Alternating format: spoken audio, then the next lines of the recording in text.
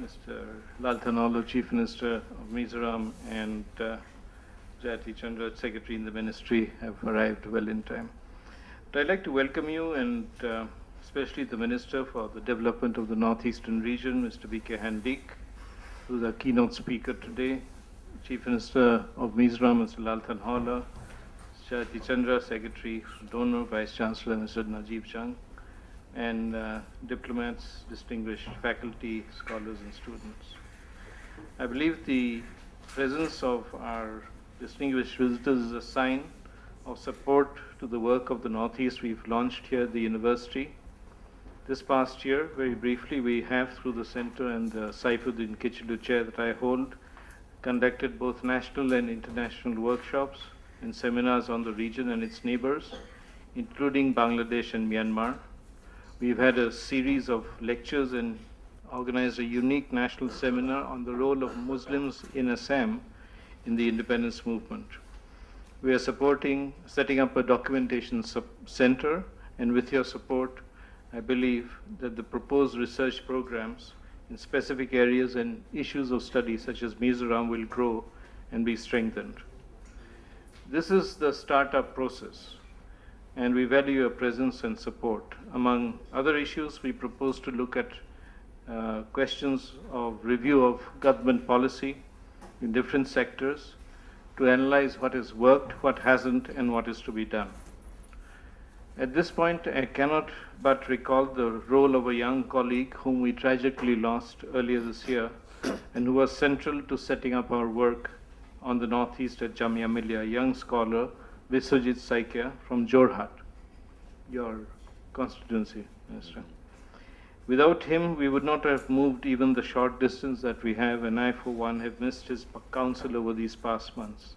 We hope to institute a fellowship in his memory to work in the areas of energy that he was so deeply involved in. I've been privileged to work for many years in the Northeast and around the Northeast and enjoy the beauty of the place, but also try and implement some of the ideas that I've had in this region. The challenges before governance here are acute, extensive, and visible. Conflicts caused by a huge range of issues, including challenges to the state as well as ethnic mobilization, are well known. There is a question of special laws in place which are opposed by sections of the people, such as the Armed Forces Special Powers Act. There are issues of migration, pressures on the environment, problems of displacement, and natural disasters. But there are also success stories and processes that have resolved problems because, as Mr. Verghese notes, and we are delighted that he is here, it's also in the Northeast that policy making has shown enormous flexibility. For example, in the development of the 6th schedule itself at the time of the making of the Constitution, in the unique Mizoram Accord that ushered in peace there after 20 years of conflict, in which the Chief Minister was deeply involved, or the extension of the 6th schedule itself to Assam's plains areas.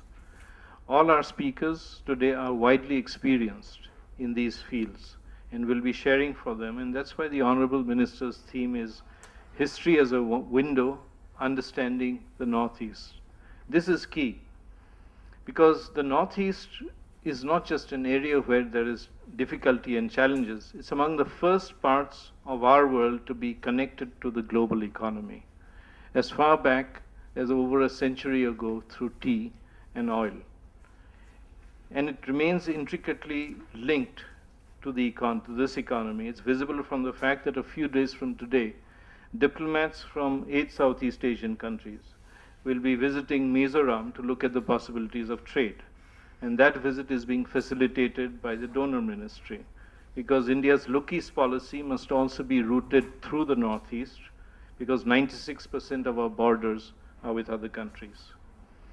Indeed, Mr. Handique announced earlier this month that India is betting big on a multinodal project along the Caledine River for connecting trade between the Northeast and the rest of Southeast Asia. And decades after independence, we still need to develop and nurture that understanding, for without that, especially in academia and the policy levels in Delhi, we cannot hope to address the problems of a complex region with depth or informed research or sensitivity.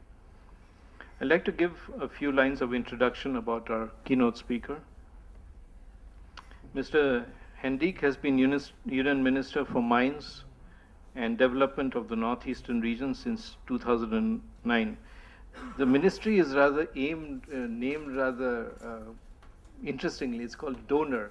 Although I remember a chief minister from Nagaland, who shall not be named, 10 years ago when it was started, and I think you were at that meeting, said that it should be called the Ministry of Donor because we want more money. But Mr. Handique has been a 6th-term Member of Parliament, one of the longest serving parliamentarians in the history, certainly of the Lok Sabha. He earlier held the position of Minister of State in the Ministry of Parliamentary Affairs and also in the Ministry of Chemicals and Fertilizers.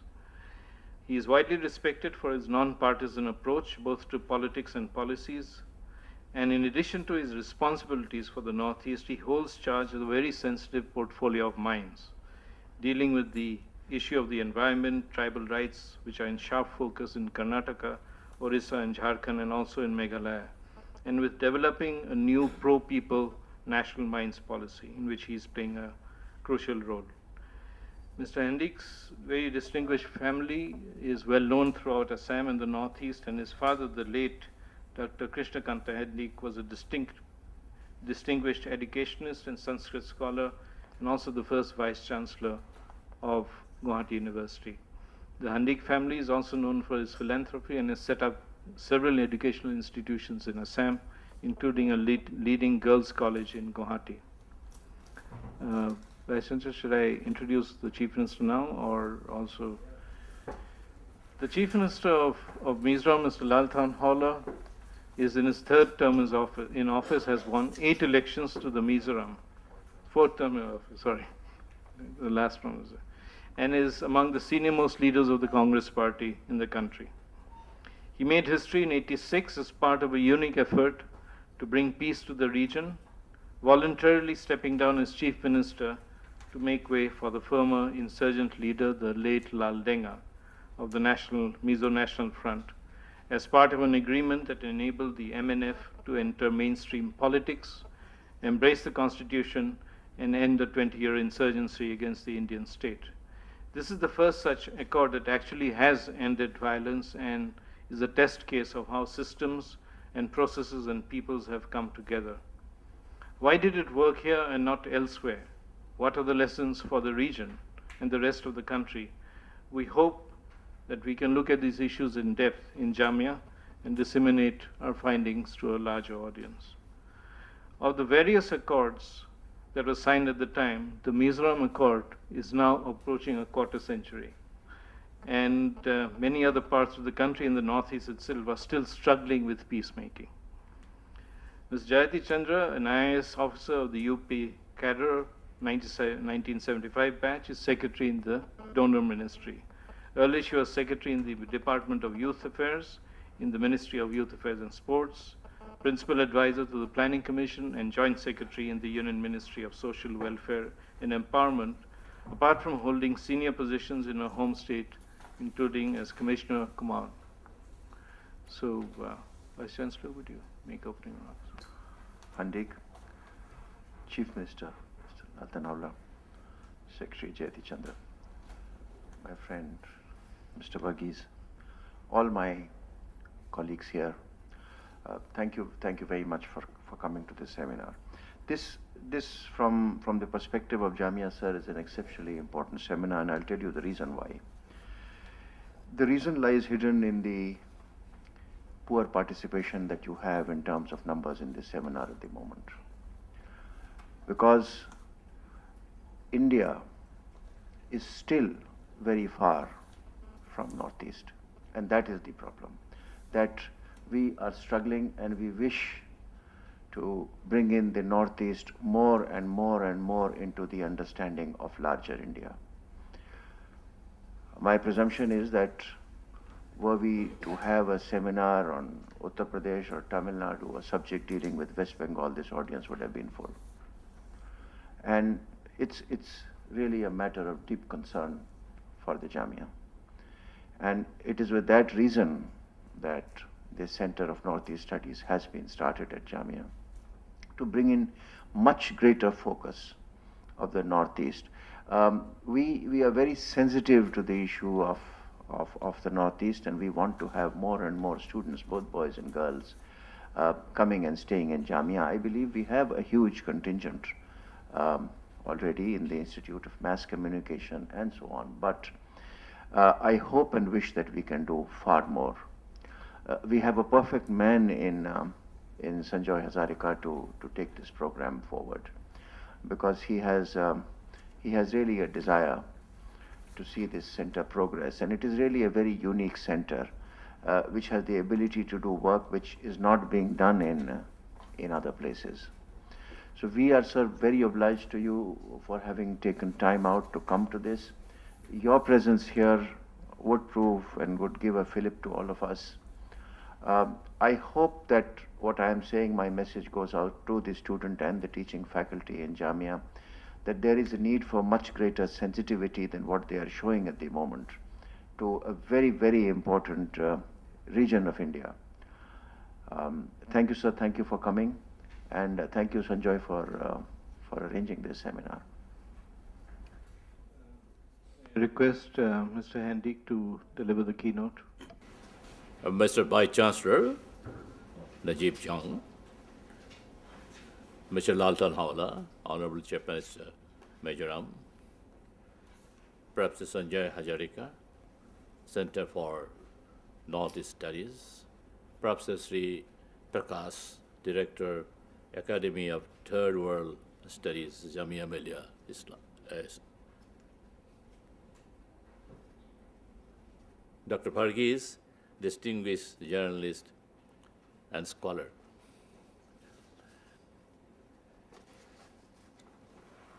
Ladies and gentlemen, it is my proud privilege as well as a pleasure to be here amongst you and in this prestigious university.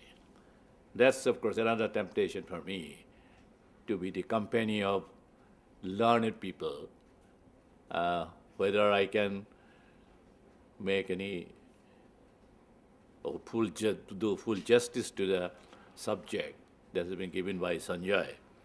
But at least that was a temptation too great to check. So I came here and I'm amongst you. I'll make an honest, though poor, maybe, but honest attempt. I appreciate the efforts of the Jamia Millia University and Center for Northeast Studies through the chair of Professor Saifuddin Kislu to initiate various studies on the Northeast region of the country. I'm given to understand that the Kislu chair intends to focus on the independence movement and the role of Northeastern region at the time in the freedom struggle. I am happy to note that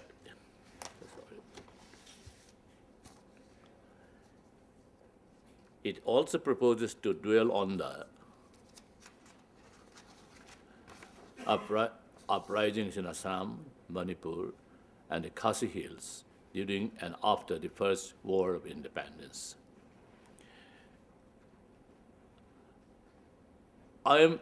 In this connection, I am told that one discussion was already held in March this year on the role of Muslims in Assam in the independence movement. It is not exaggeration to say that this part of India's history is not adequately known to itself. Before we talk about the little-known history of this region, it is required to revisit the meaning of history. History begins when man begins to think of the passage of time in terms not of natural processes, but of a series of specific events which men are consciously involved and which they can consciously influence.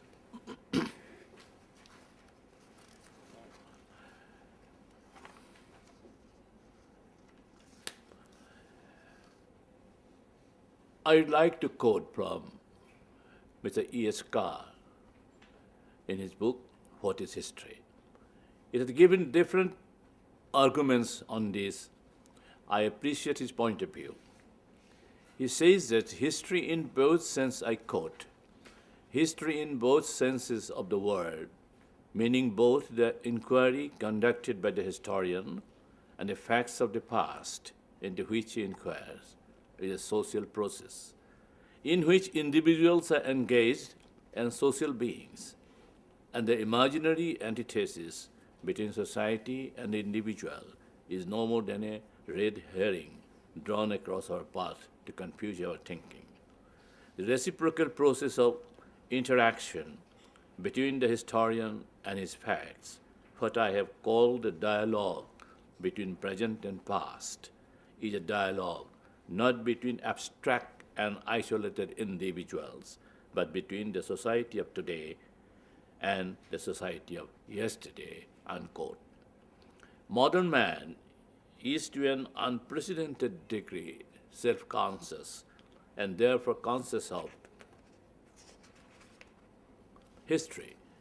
He peers eagerly back into the twilight out of which he has come, and hope that his fate become it will illuminate the obscurity into which he is going, and conversely, his aspirations and anxieties about the path that lies ahead quicken his insight into what lies behind. Past, present, and future are linked together in the endless chain of history. Our country being a vibrant democracy aimed at overall development of all strata of society, the challenge for development lies in understanding the people and their society. To understand the needs and aspirations of the people of a particular geographical area, we need to understand their culture, social values, and thereby their history. We can fully understand the present only in the light of past. To enable man to understand the society of the past and to increase his mastery over the society of the present is a dual function of history. We have great freedom fighters in the northeastern region. They must be known. I think names are familiar with many of you. Kushal Kaur, Gopinath Bardoloi, Maniram Dewan, Pioli Fukan, and Muhammad Taibullah must be known in the rest of the country, because without understanding the past, our separate and collaborative histories, we cannot hope to even understand the issues of government, governance, planning, and implementation in the Northeast, not to speak of the rest of India. The Northeast is a complex region, and it is made more complex by the lack of understanding of its issues and the people within the region and within the country. There were great freedom fighters like Kushal Kaur. He was the only martyr in the entire country to be awarded with capital punishment during the 1942 movement. Another characteristic of the severe punishment was that Kushal Kaur, who was totally committed to Mahatma's teaching of non-violence, didn't participate at all in the act for which he was punished. He was falsely implicated in a case where some individuals were tried for being responsible for the derailment of a train carrying security personnel. But fact of the matter was that, as Kushal Kaur was a prominent congressman of the area who had an impressive following, he was chosen for capital punishment. Martyr Maniram Datta Dewan Bahadur Barua, popularly known as Maniram Dewan, timed his struggle against British government along with the Sepoy Mutiny, which is considered as the first independence struggle. Here is a problem, I'll come to it later on, because there is a sentiment in the Northeast, because there are certain martyrs who sacrificed, who fought the British, they were left out. Because our history of independence, now we call it the 150 years of history of struggle of independence, from 1857 to 2007. But some persons, like I'll come to that later on, Gomdok or Pioli Phokan, Tikendra Singh, Jet, Manipur, all have been left out from that 150 years of India's independence. I understand the phenomenon. Sepoy Mutiny, that was a struggle across the country. Here it is particular one or two events, sporadic attack on the British or East India Company army. It did happen in a particular area. So it may not be in a national perspective, that is to be taken as a sort of the starting point of the Indian independence struggle. But we want that. There should be some recognition given to these heroes, unsung heroes, who are not known all across the world, country. Somewhere in between this space of 150 years, their names should be mentioned. This is a sentiment of the people of the Northeast and people of Assam particularly, and people of Northeast also.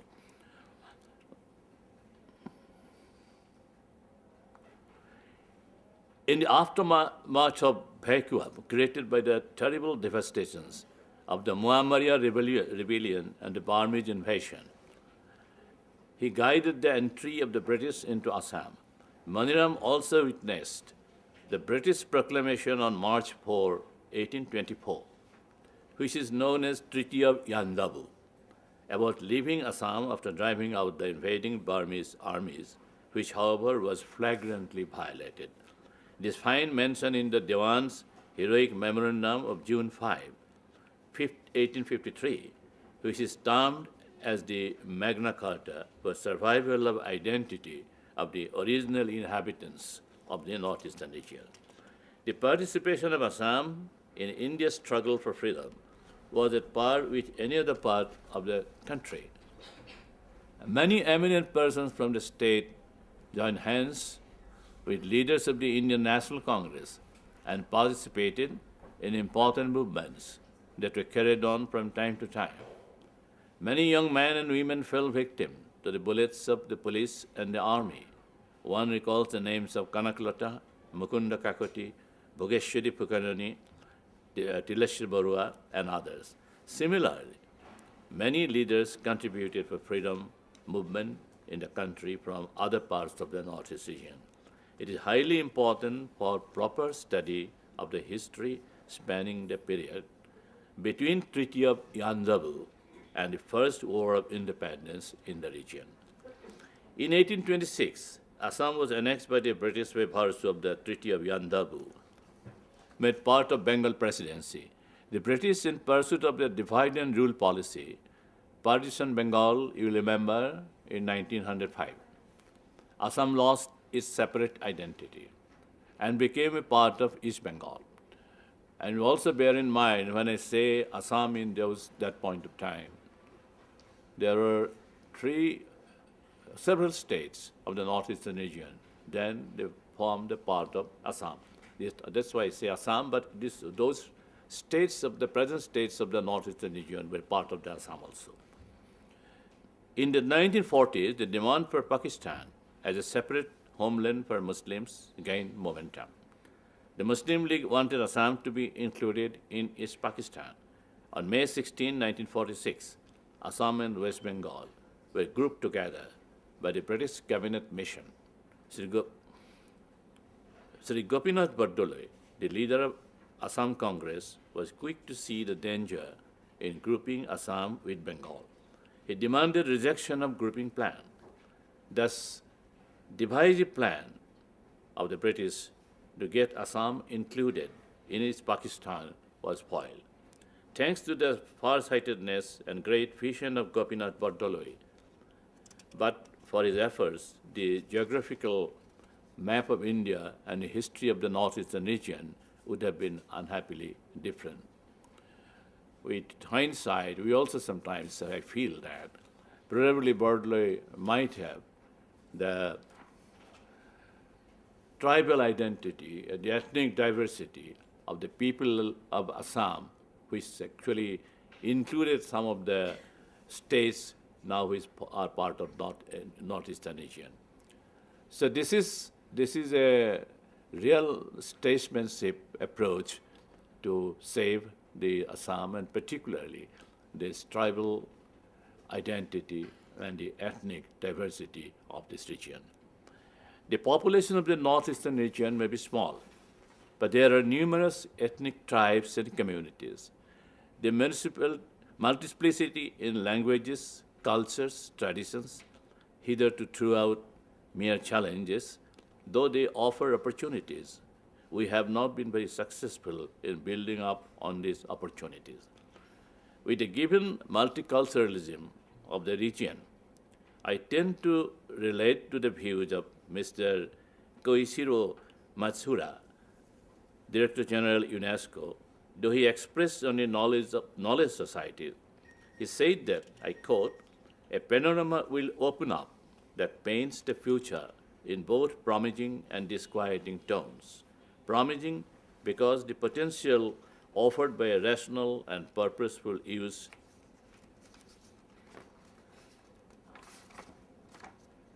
of the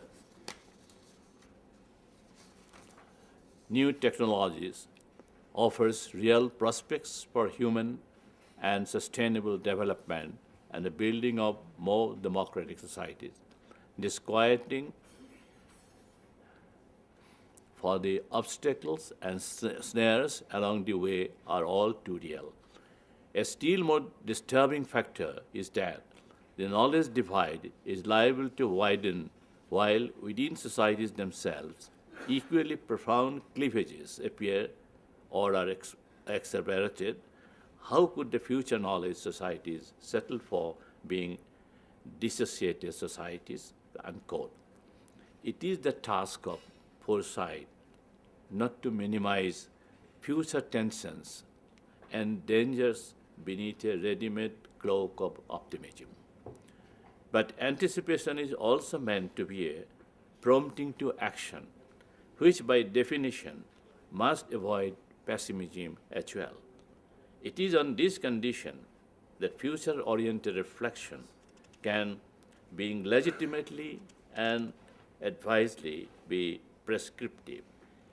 As we are at the crossroads, we shall commit ourselves to devising paths that, while directing us to shared horizons, maintain the diversity of pace and method, and I may add, paths that rather than just maintaining such diversity, draw upon it and treat it as an asset and not a drawback. There can be no quest here for simple unilateral solutions. What must be sought by contrast are lines of reflection and action for making communication and information serve the transmission of knowledge, a diffusion, one set fast in time and wide in space, operating between generations and between cultures. The challenge of multiculturalism is not unique to northeastern region. More complex modern multiculturalism is in vogue in countries like Canada due to the bouts of immigration in the last 2 centuries. Canada has upfront recognized the fact that the multiculturalism is an asset, and accordingly, they passed an act popularly known as Multiculturalism Act to address concerns, lessen tensions, and positively focus the strengths of the all ethnic groups for national development. Some historians argued that salad bowl model of integration of different ethnic groups is appropriate for Canada rather than the melting pot. We too need to focus on this area of multiculturalism in the Northeast region. Thank you. I strongly feel that a systematic and time-bound study on the history of the region is highly essential, not only to guide us further to understand the region and its people, but also devise right and improved strategies for development of region in right earnest. I hope and trust that the CNS, under the aegis of Kislu Chair and Jamia Millia University, would be able to initiate steps in this direction. We from the Ministry of Development of Northeastern Region and Northeast Council look forward to positive partnership in this endeavor. When I say that, well, there is a sentiment in Assam and particularly Northeastern region that some of the heroes that fought for the independence of the country, they were not mentioned in the country's history. That is, of course, a pity, because I understand wrongs of history cannot be corrected, but wrongs of historian, or more precisely, shortcoming in history writing or inadequacy in history writing can be corrected.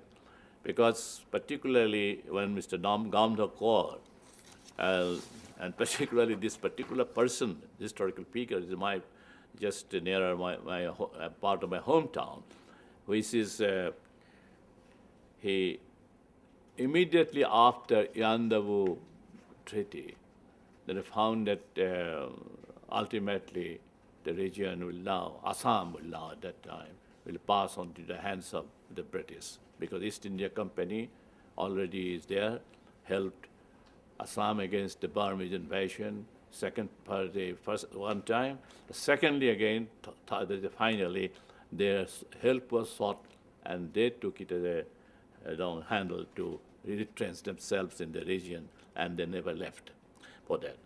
But Gomdhakwa, some interesting pieces of that, I find that. The young man who immediately organized in 1826, we signed the Yandavu Treaty from 1827. They fought, they organized. And interestingly, as I find it in the Sepoy Mutiny, with the first independence struggle for Indian people, ultimately they went to Bahadur Shah. But king is the leader. King has to lead them to fight for independence. So they went to Bahadur Shah. Bahadur Shah accepted the offer. There was no king at that time. There was a king very weak. He didn't have the guts. He didn't have the courage to come out. So, interesting thing, all of them made this person, Gamdhak, was the king. He has got a temporary palaces built near my hometown place called Mariani. There is a Raj palace also there, temporary all. Land is there, still there. They fought in a place called well-known, very old junctions, stations in the railway. I think Sanjay will be familiar with that. The Mariani they fought. They were the Nakachari. Mariani they fought. A village called Pukuria. That was the battle, the last battle they fought. They were ruthlessly put down. He was, no one knows. He was sent out of Assam and he never came back. Similarly, within 2 or 3 years, a purely Pukon came up. It was I understand, I admit that, it was a sporadic effort, but they understood the British must be fought. They must be made to leave the country if we really want to have our independence. They fought. Immediately they attacked armed depot, ammunition depot, ruthlessly put down. That P.L. Fukan was hanged, and all of his associates were thrown into the prison. So now I place before you whether these people, these persons who sacrificed so much, has a right to be figure among other freedom fighters of the country or not. So we're not going to unsettle any settled things. I do accept that 1857 to 2007, that was a 150 years of India's struggle for independence, you have called. This is, we don't want to disturb that. But there should be some mechanism, some other additional information to that these people should be given recognition. Otherwise, it might be a very small thing for the rest of the country. To name a few persons. It's what the big deal there? But it does mean something for that. These people not known much. These people do not know about the Khasi people, that's who fought, Tikendra Singh. No one knows. And this is why the people up north is there, they raise these questions, that, oh, if we don't know, we are not recognized what we have done. Then how can you that have this kind of a harmonization of relations between the rest of the country and this region? So this is a thing that is a place for you. This should know about it. Here is a man with me, the young man. No one knows about him. He's a peacemaker, rare in the world. He stepped down when Rajiv Gandhi signed the peace accord, major peace accord. He stepped down. He was the man behind this peace accord. He stepped down. While I stepped down, led Lalthanhawla, the man from the jungle, the rebel. He led him be the chief minister. And that was agreed upon. 6 months he will be in power. After 6 months, there will be election. We shall go by the Handique of the ballot box. This is actually the approach we have the Northeastern region. So we want that, what the people want, their sentiments should be respected. So the recognition should be given. That is what we place before you. I actually, when I came to know that I am coming here, I will have some kind of discussion here, as Sanjay has already asked me to come. So immediately I got information, they fly fast. They came and they sent me materials and they say, our case, what happened to our case? Our case must be placed in Delhi. So that is actually who we want. And this is a great sentiment. As I said in the beginning, that one must understand the sentiment of the people. One must understand the psyche of the people to govern these people, to govern the region. So these are the small things, but great things for us. We want your sympathy. Mr. Varghese is sitting before me. Actually, at first I was feeling a bit nervous to talk about it. I think probably he knows more about myself. He's the man. He knows so much about Northeast. Probably about me also. He will say that I know more than you about myself. So, Mr. Varghese, I want your help also. So we should try also see how we can help the people, the sentiment. Small sentiments, I tell you, but this must be honored. We have learned it from experience. These sentiments must be respected. Thank you very much. Thank you, Mr. Handique, for your thoughts and sharing your views, and also striking that note of the need to recognize sentiments, because without understanding people, you cannot govern well or wisely or with vision or sensitivity. And that is something that we take to heart. We also appreciate the fact that you would like us to focus on the history of the independence movement in Assam and go back, in fact, pre-57, 1857 to that. And I think that is something we wish to do.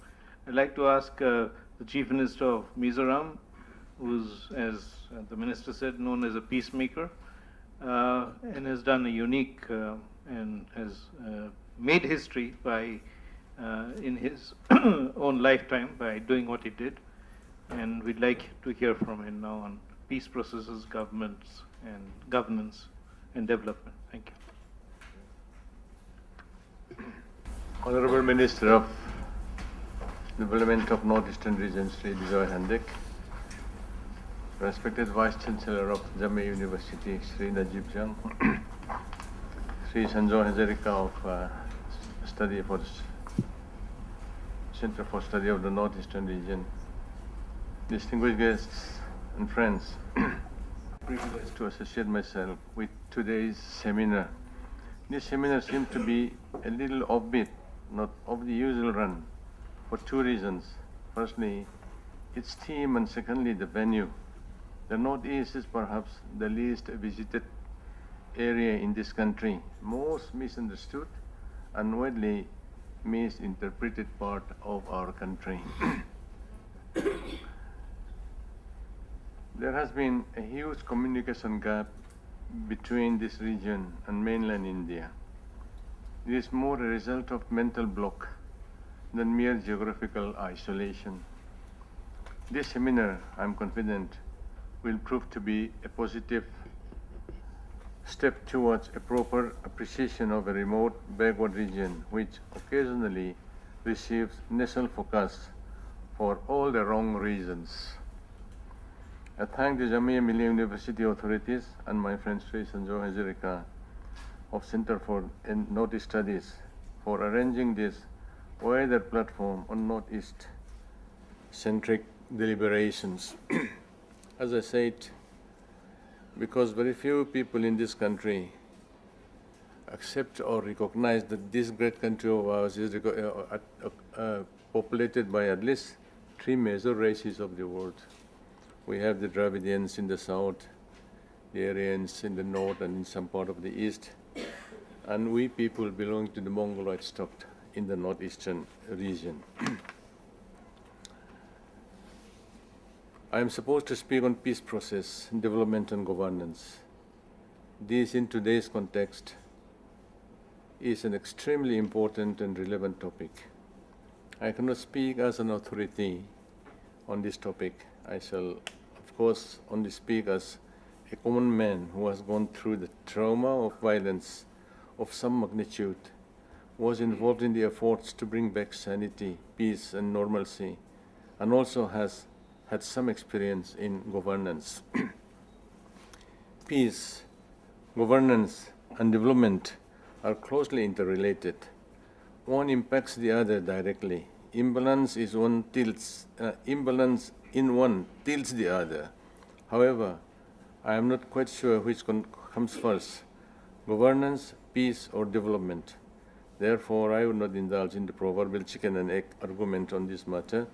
All the three, I believe, have to go hand in hand. Peace is the eternal and substantive fact of human life.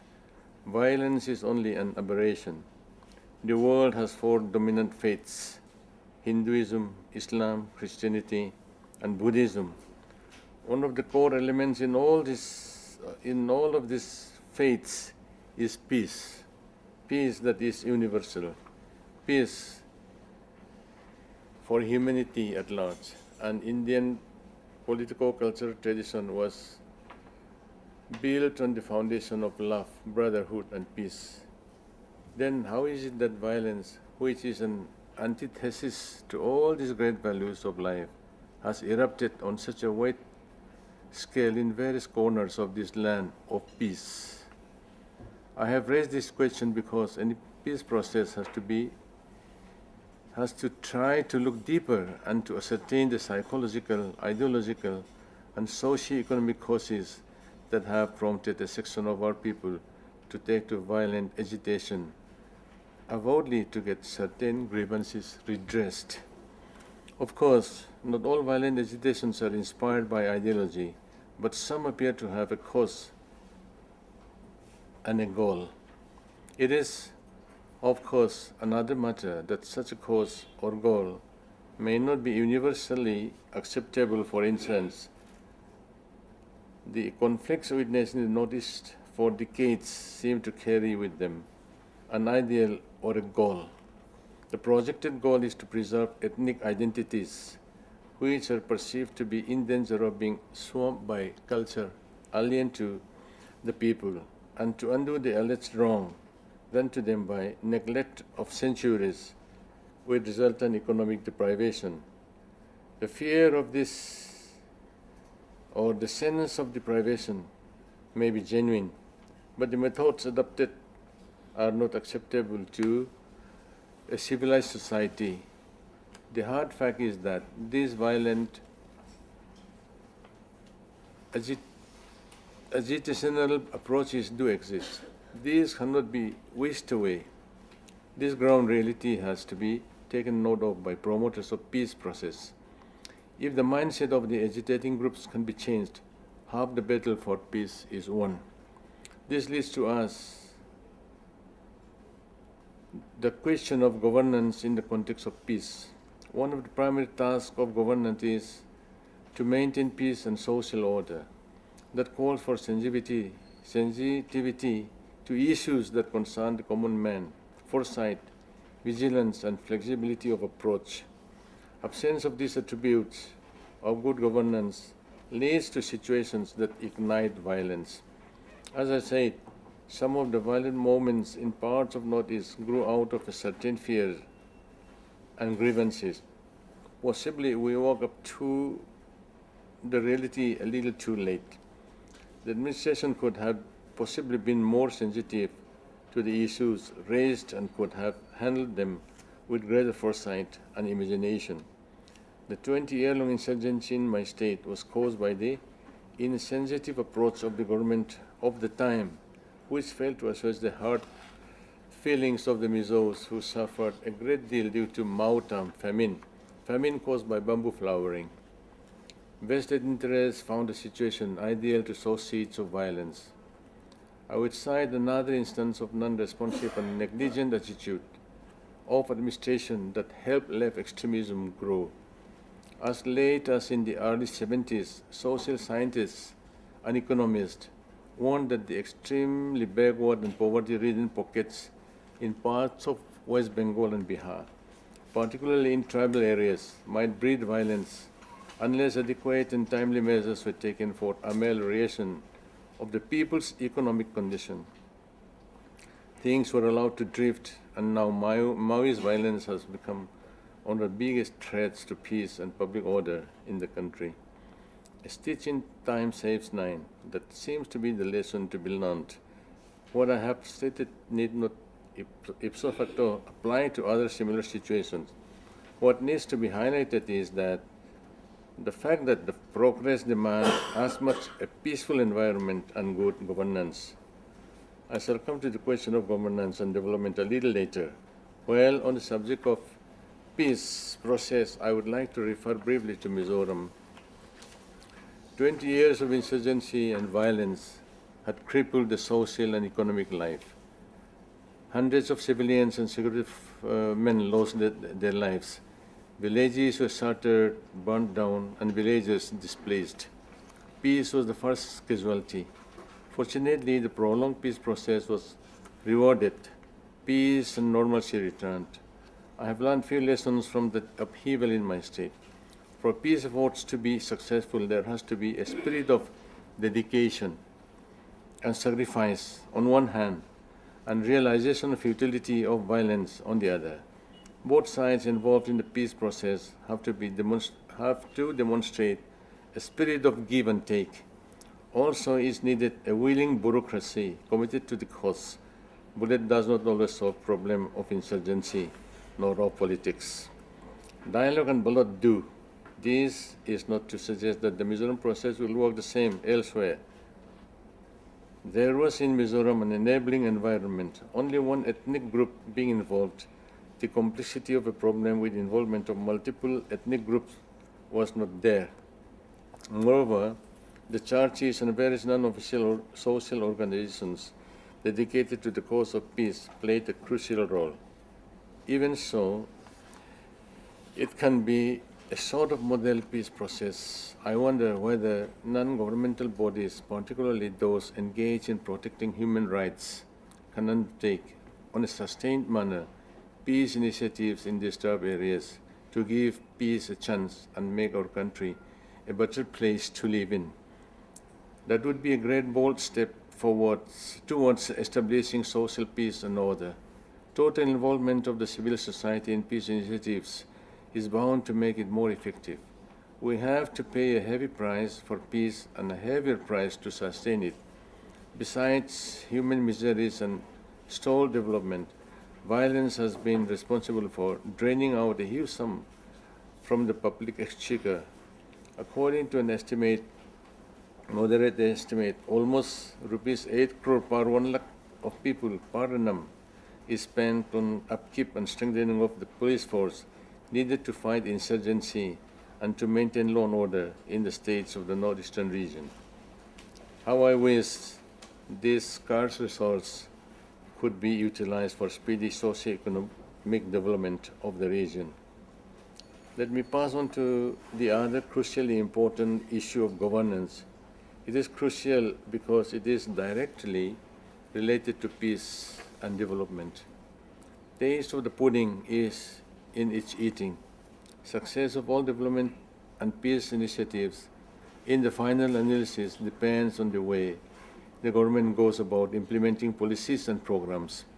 Intentions, however good, will remain merely a wish list unless there is good governance to actualize such intentions.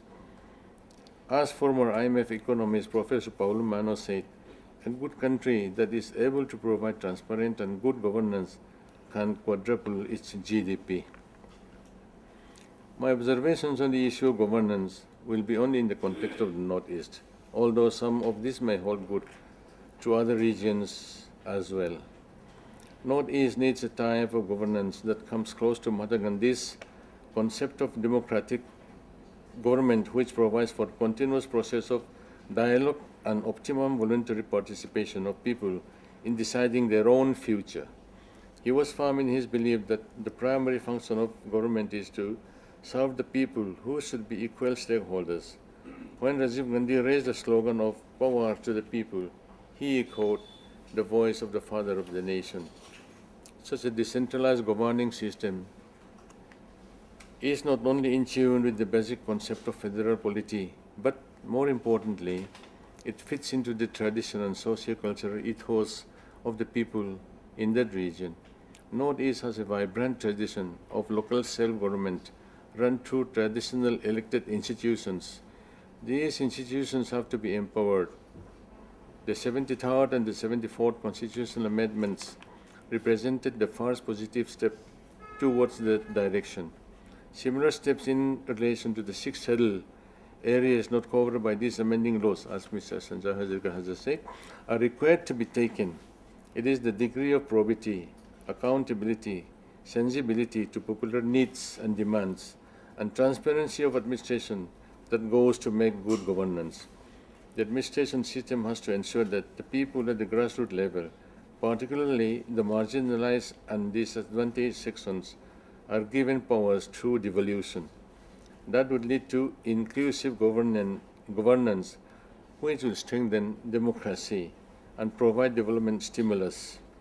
Any initiative to effect growth through exploitation of natural endowments needs an enabling government and needs an enabling environment. Government's policy and procedures can create such environment. The third crucial issue is development. I am not inclined to measure the level of development by the yardstick of national economy's growth rate, because such growth rates being assessed by the rule of average does not seem to be a comprehensive indicator of progress. It is not inclusive. Such growth does not ensure shared prosperity and distributive progress. It is no doubt a matter of pride that the country's economy has been growing at a rate close to 9%. But does it, in the real terms, mean economic betterment across the table? I do not think such growth is inclusive, nor is it growth with equity, because the growth rate in the primary and rural sector, which directly impacts the life of nearly 87% of our population, has been only around 3%. Obviously, a big percentage of population has not been able to enjoy the benefit of higher growth. We need more schemes like the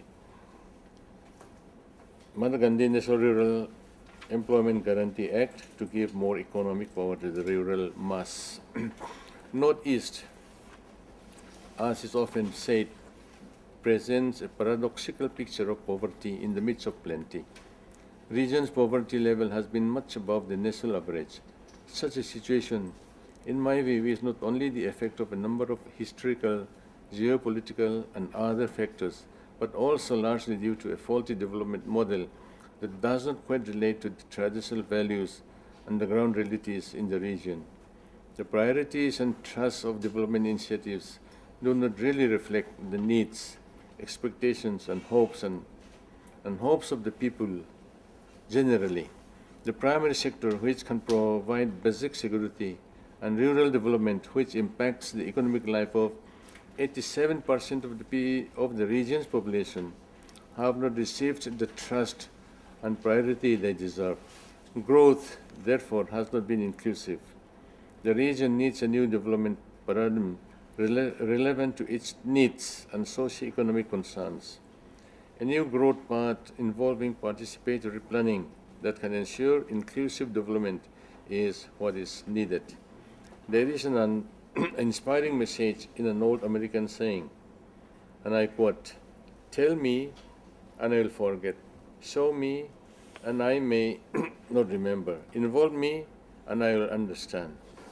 Unquote. Close to 32 million out of the region's total population of 39 million live in the rural northeast. They shall have to be assured of sustainable and sustained improvement in the quality of life. It calls for a region-specific alternative development model which will promote self-employment, self-sustaining growth, and ultimately make the people self-reliant. The expectations of the average rural population are limited to their immediate concerns. Development promoters will have to take care of these concerns adequately. Planning and development process has not been so far able to take care of the expectations of the people. At the same time, spatial inequality has grown, while natural poverty has not gone down appreciably. Urban prosperity is palpable. The planning process has to enable the people up to the grassroots level to participate in the entire process of formulation, execution, and monitoring of schemes through their community institutions. It will not only be in tune with the region's traditional culture of self-governance, but will also result in better execution of schemes.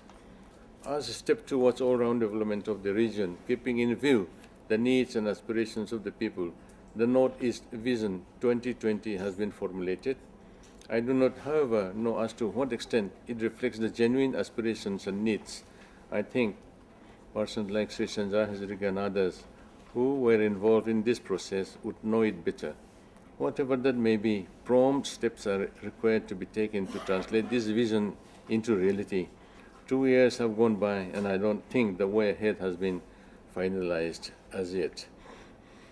The whole debate whether development leads to peace or peace promotes development has been comprehensively answered by the Honorable Prime Minister Dr. Manmohan Singh in his address to one of the meetings of the Northeastern Council when he said, "Peace and development have to go together." That is the most realistic approach. There are instances of development working as antidote to militancy. This happened in an interior rural area of Manipur, where the Northeastern Regional Community Resource Management project was in operation. The area is rich in horticulture produces, and the local people managed to attract a private entrepreneur to set up a food processing unit. It did well, and the farmers got their fair return for their produce. One of the militant outfits tried to dismantle the edifice of development. The entire population stood up against the threat and forced the militants to retreat. Development thus blunted the weapon of terror. This happened because the entire population was involved in this endeavor. Northeast must dream big, because if we do not dream big, we can achieve little. There must be a vision. As the Bible says, where there is no vision, people perish. Development, after all, is an attempt to create the future. And future, as John Sarr says, is one that is created first in mind and then by action. Northeast Region Vision 2020 hopefully represents the first step. The second step of acting thereon should be taken without delay. Before I conclude, I must refer to the extremely valuable and laudable works done by the Center for Northeast studies, particularly its head, Sri Chandra-Secretary, not only by bringing the Northeast to national focus, but also undertaking social welfare activities in parts of the region.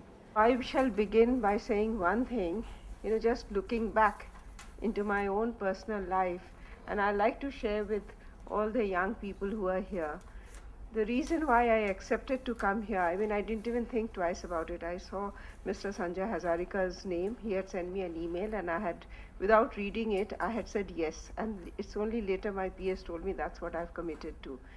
I didn't have a minute's regret, because through an accident of history or accident of coincidence or fate, whatever you call it, when I come from Bengal, and I grew up with the idea, or I grew up with the sense that the history of the country has not recorded Bengal's contribution to the extent it should have, especially with regard to partition. Because everywhere the partition used to reflect the partition of the western part of the country and not the eastern part so much. And my family, which had suffered personally, I felt, including a relative who was in Andaman Cellular Jail. And I grew up with this feeling that, well, history has not given the Bengal movement the due recognition. Thereafter, my next brush with the Northeast was a very accidental roommate who came from Mizoram, sir. And through her and her dresses and her friendship, I became very close to the Northeast contingent, as you used to say, young boys and girls from the Northeast. And to me, it was an eye-opener that there's a part of my country about which, even after graduating and post-graduating, I had known nothing. And that's the time when I realized how history, as it is taught in our schools all across the country, does not prepare the children for the richness of the entire history of this country. Much of the history that we read, at least in part of the country where I grew up, is limited to northeastern history. I did not have anything but a very, very passing reference to fall back upon the Vijayanagar Empire, for instance, or what happened in Gujarat, or even the Rajputana, history of Rajputana, the history of Bengal, all the Sen Maharajas, the Ahom kings, I had absolutely no knowledge of. So in coming here today, it was also my desire to be able to say something which very often I cannot say openly, and that is, will the makers of history kindly remedy and right from the elementary education bring the children close to an awareness of the entire varied history of our country, not just segmented. Not because unless and until we learn when we are children in elementary schools that this is the map of our country and this is the history of its various parts, the concept of oneness, the realization of a country with its gamut of various geographical situation, historical situation, cultural situation will really not be appreciated. My next consciousness of the Northeast was again the various postings and the various accidents. The God was kind to me, and I got certain work-related responsibilities with the Northeast. And as I traveled much in the Northeast, I came to realize that this is the part of our country which is so rich, not just rich in its environmental riches or its natural resources, but also rich in its human resources, in its literacy levels, in its receptivity levels, and its so many other levels, and the feeling of alienation which the Northeast suffers from, to an understanding or at least a whiff of it, I owe to Mr. Sanjay Hazarika and his book Strangers in the Mist, which I read when I was posted in Calcutta in the year 1990. And since then, it has been my earnest desire to be posted or to be given an opportunity to work with the Northeast region. In fact, one of the officers who was present here once mentioned, and rightly so, that not many members of my service look for the posting that I am holding just now. And I very vociferously said, I did. And I'm grateful to my minister for giving me this chance. But that apart, but in the Northeast, to all the young people who are here, many of you are here. I deal with only the governance part, the bureaucratic part. I'm a career bureaucrat. And many of you who are sitting here, the young people, I hope some of you will become educationists, academicians, some of you will join the political world, and some of you would join the bureaucratic world. It's only when there is a balanced understanding of the roles of each aspect of these 3 or 4 professions that we are able to understand that what exactly is it that we are trying to do through governance. What exactly is the policies that should be, what is the need, felt need that we have been able to understand, and how best do we address it. And most important of all, which in government we very often forget, is how to learn from our mistakes and undo things that we are doing. In government, we have a system of having a policy or having an approach and following it for quite some time without taking appropriate amendment measures. Or I think as a country of huge diversities, we also have to learn that, as Mr. Lalthanhawla said, that one size does not fit anything at all. There has to be enough flexibility in our approaches, in flexibility in our delivery systems, flexibility in our procedures. Unless we do that, we are not going to be able to succeed either in governance or in developing our country. As I said, in front of such an august speaker, I'm quite nervous, so please pardon me if I'm making no sense.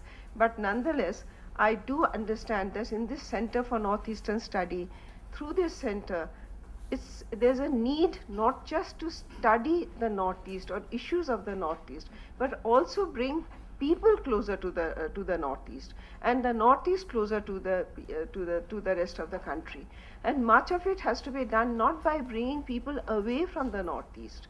In fact, very often I feel the brightest minds of our country at one point of time used to leave the country and go abroad, and we used to talk about brain drain. And the same thing is today happening in the Northeast. The brightest minds of the Northeast are actually coming out of the Northeast, and they are finding individual careers. I wish them all success, and I wish all that they have achieved. But there is need for some of them to go back to the Northeast, to put into practice all the learnings that they have gleaned elsewhere in the country or abroad.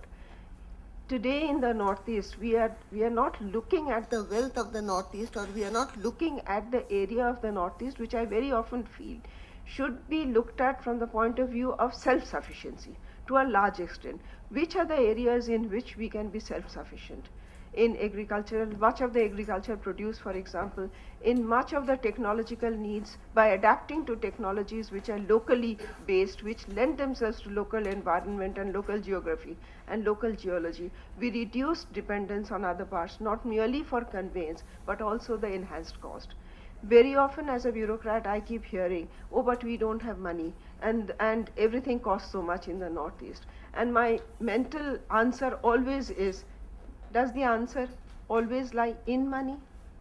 Does it not lie in management of money, in management of resources, in strategic deployment, in having an approach which allows you to see what is it that has to be locally produced, locally consumed, locally processed, and what is it that is to be brought from outside?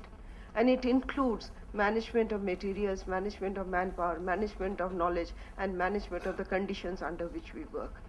And therefore, through this center, I would request that we address ourselves to issues of reduced dependence on other things, a lot of self-reliance, in a position where we are able to give to others the kind of technologies that is to be can be locally generated, which we can give to others.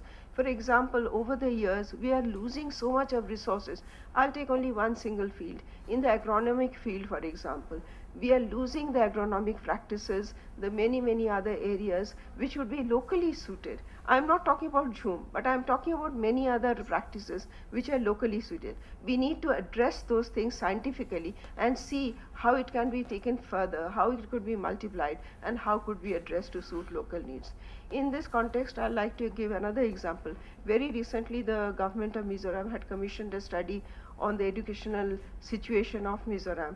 And as I was expressing to the Chief Minister, I am so much grateful and so much in awe. That study is a wonderful study because it has revealed a lot of ailments in the education system. And having shown the political will, this, by the way, is the first study in the whole country which has addressed itself to finding out the educational system from the elementary to the highest level of education, taking with it the elementary education, secondary education, middle level education, technical education, everything. Now I look forward to working with the Chief Minister for strategizing the ailments and strategizing the recommendations that this study has thrown up. And from the Ministry of Donor, we would definitely like that similar studies are taken up in the other states, and then addressing the needs to the central government, if need be, even requesting the central government to view its educational policy in a manner where it is reflective of the actual situations in the Northeast and how to redress it. These are some of my thoughts. As I said, Mr. Hazarika, you got yourself into a jam, and me too, because you didn't give me a text for which I could come prepared. But nonetheless, I would be happy individually and as a Secretary Donor to be associated with the center and to be able to work towards workable solutions of governance, of development, which in the end are the guarantees of peace. Thank you very much. Thank you very much,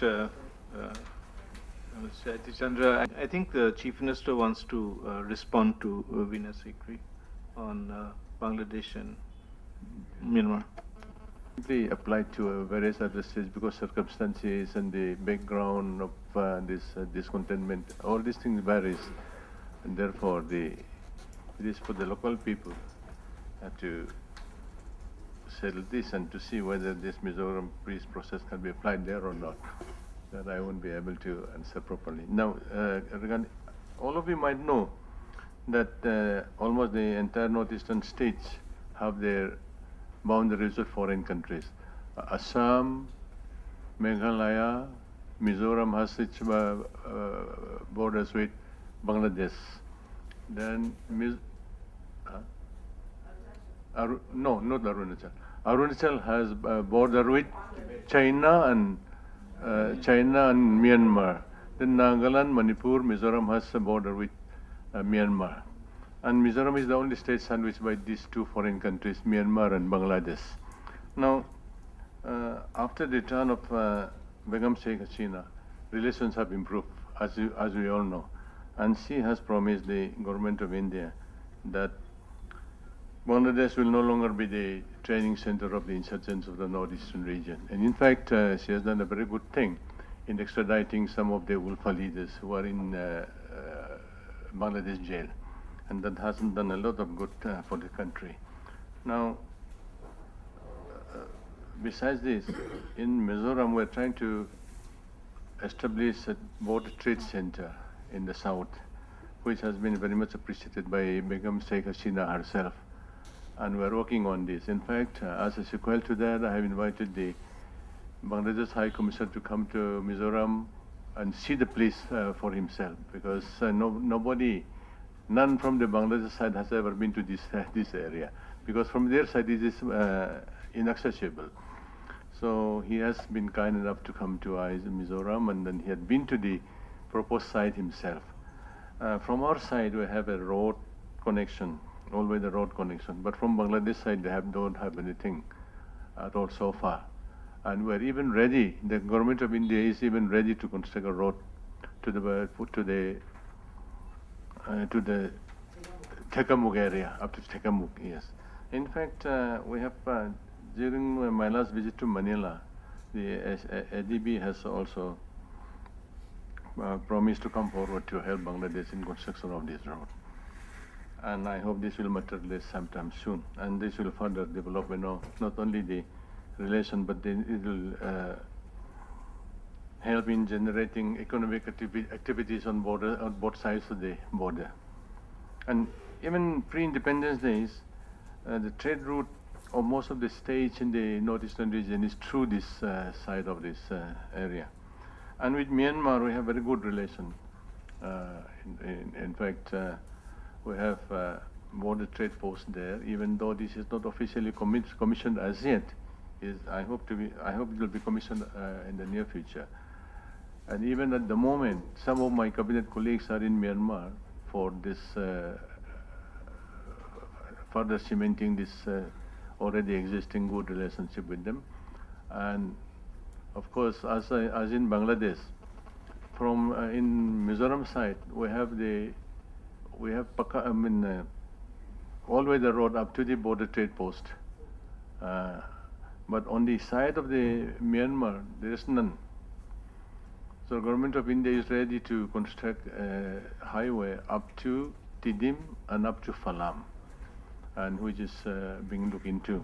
And besides, we're developing this Kaladan multimodal transport project, which will give us the entire northeastern region an outlet in the Bay of Bengal. And after fully developing this, I hope that this will serve as a gateway of trade and commerce with the Southeast Asian countries. And to that extent, this relationship is being fostered. Thank you. Vice Chancellor, would you like to make closing remarks briefly? Raghav, who I'm sure managed to wade his way through Delhi traffic today. Thank you very much for coming. Actually, we look at Raghav to take this program forward because of his involvement with the Northeast and to mentor us in many ways in the months to come. Minister, Mr. Handique, Chief Minister, thank you very much for a very riveting talk to us, sir. And I think you really set the tone for this program. It was lacking life, and suddenly we've got life back, Sanjoy. So we can take it from here, that this talk and this seminar would really mean a lot to take our programs forward. To you, Minister and Chief Minister, we would look for your support, all kinds of support, sir. Because this is a university, we want to take this forward, but we do often lack resources. So we would come back to you to get some resources if possible. All that you have said is so relevant. If we have to take Northeast, bring them back into the mainstream, make them feel really a part of us and make us feel a part of them, which is the issue that I struggle here in this university. So thank you for coming, and thank you, Sanjoy, for this seminar. Okay. Can I just make two quick points? One is that Mr. Raghav Pandey, who is the former Petroleum Secretary and former Chief Secretary of Nagaland, will be speaking on the 20th in the CIT conference room. He is the Government of India's interlocutor with the Nagas, so he'll be speaking on governance issues in Nagaland. But I'm sure that since it's a closed-door discussion, you'll be able to ask him lots of questions after his lecture. That's at 11 o'clock on the 20th, so we welcome you to that. The other thing I did want to say, which Chief Minister did not mention, is that Mizoram is host to a unique population. In fact, I think 1/10 of the population of Mizoram are outsiders, are foreign nationals.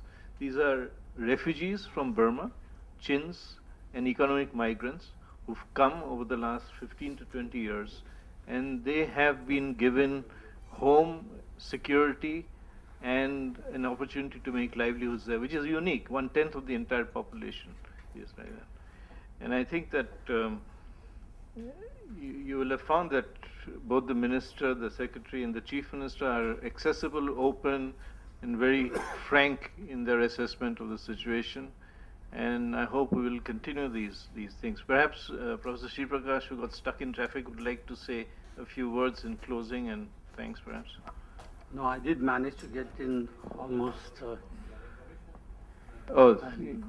The Minister said that Mizoram got a peace bonus from the Planning Commission. Yes. Every year it gets it. Yeah. So maybe we'll get a bit of the peace bonus too. So. Well, thank you, Sanjay, for asking me to give a vote of thanks. I am the director of the Academy of Third World Studies, of which the Northeast Center is affiliated at present, and we are working together from the beginning to develop a program of studies. And today I think it's taken a quantum leap forward with the presence of so many distinguished VIPs and senior officials who have a lifetime knowledge of the area and its problems. And I think that what Mr. Handique, the minister, had to say, the very fact that the government of India has created a ministry for the Northeast shows the seriousness with which they take the issue. And there weren't 7 states in 1947. There are 7 states now in the Northeast of, I would say, different at different levels of development and so on, ranging from Bhutan to Nagaland. And I think this ability in that region of having developed at different pace or different levels in different areas should be one of the issues that needs to be studied. How it has been managed by people living in the same region as such, with different cultures, with different languages and so on, and but with almost similar levels of support from the central government. So we cannot really speak of the Northeast as a as being at one level of development alone. I think different parts of it have different issues to contend it in terms of priorities, and somewhere security and law and order have a higher priority, other places governance and development, other places education. I think mapping out these in terms of the different areas, regions, states, groups remains to be done, at least to the best of my knowledge. We don't have a sector-wise study of the Northeast problems as such. Well, Sanjay had asked me to make a few observations before finishing my vote of thanks. I'd like to, the Academy is really grateful for Mr. Handique to have taken time from his busy schedule to come and address us. So also the Chief Minister of Mizoram, we'd like to thank him heartily, Mr. Lalthanhawla, and the Secretary Ministry of Donor, Ms.Jyoti Chandra, as well as those others who had participated, and our Vice Chancellor, Mr. Najib, who has been from the beginning of his tenure here very supportive of the program and Center for Northeast Studies. Sanjay, who's been the real motivating force behind the center, and all the other distinguished participants who have come to listen and to participate in the seminar today. And as I couldn't agree more with the Vice Chancellor that today's seminar would help us to take the program for Northeast Studies forward. So thank you once again, and I hope we'll see you more often in the future when we have more programs. Thank you.